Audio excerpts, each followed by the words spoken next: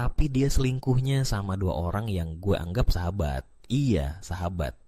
Dua orang yang udah gue percaya, yang selalu gue ajak cerita, yang gue anggap keluarga sendiri.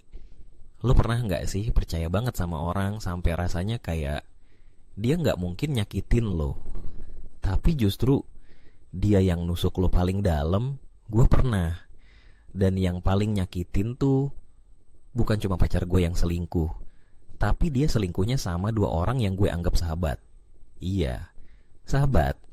Dua orang yang udah gue percaya, yang selalu gue ajak cerita, yang gue anggap keluarga sendiri. Awalnya semua kelihatan biasa aja.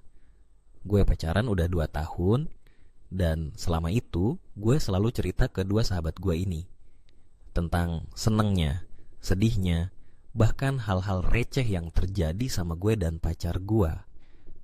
Gue pikir mereka care, gue pikir mereka support.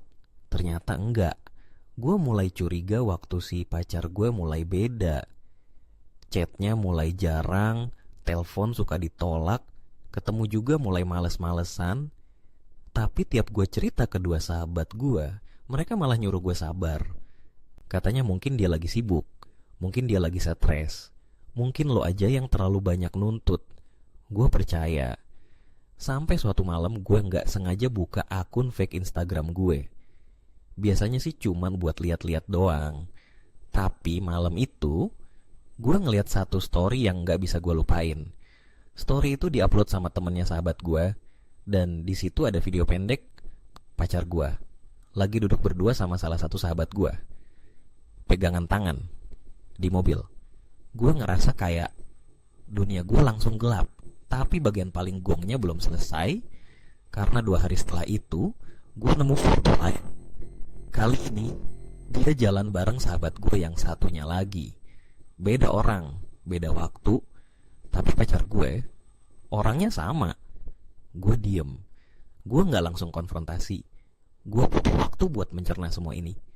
Dan lo tahu gak apa yang paling nyakitin? Ketika akhirnya gue ngomong ke mereka bertiga, minta penjelasan, mereka malah saling lempar kesalahan. Pacar gue bilang dia ngerasa kesepian. Sahabat gue yang satu bilang dia cuman pelarian. Yang satu lagi bilang dia udah suka dari lama tapi gak pernah berani bilang. Gue diem. Gak marah, gak nangis, cuma kosong. Setelah itu gue mutusin buat pergi. Gak ngomong apa-apa, gak ngejelasin. Gue tinggalin semua. Grup chat, media sosial, bahkan nomor mereka semua gue blok. Hari-hari setelah itu berat banget. Bangun tidur rasanya gak ada motivasi. Gue ngerasa sendirian, ngerasa bodoh, ngerasa gagal jadi manusia. Gue sempet mikir, apa gue kurang baik, apa gue terlalu cuek, apa gue pantas dapet ini. Tapi makin lama gue diem, makin sadar bukan gue yang salah. Gue cuman terlalu percaya sama orang yang salah. Gue ngasih hati ke orang yang gak tahu cara jaga. Pelan-pelan gue mulai bangun lagi. Gue mulai sibukin diri. Gue belajar hal-hal baru. Gue balik ke hobi yang dulu pernah gue tinggalin. Gue mulai traveling sendirian, nyobain makan di tempat baru, ngobrol sama orang asing yang ternyata jauh lebih hangat daripada temen yang udah gue kenal bertahun-tahun. Gue nulis. Bukan buat siapa-siapa, tapi buat diri gue sendiri. Buat ngeluarin semua yang selama ini gue tahan. Dan ternyata nulis tuh healing banget. Gue mulai pelan-pelan buka diri lagi.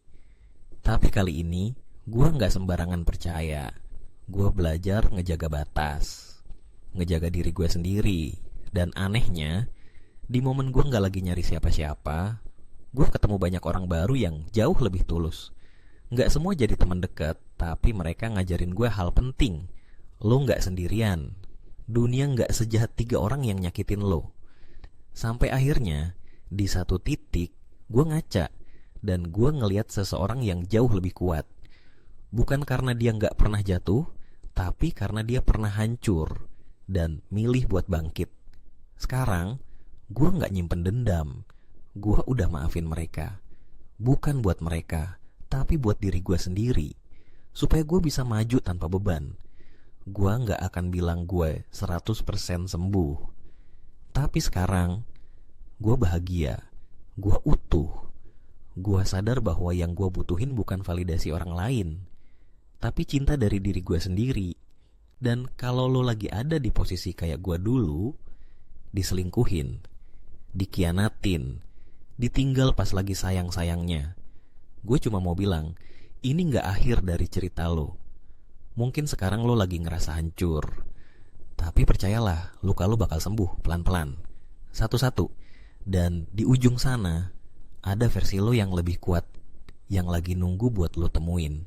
Jangan berhenti, jangan nyerah.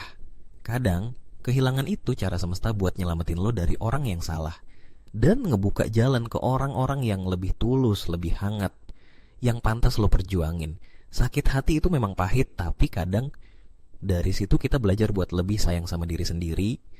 Dan itu menurut gue pelajaran paling mahal yang pernah gue dapet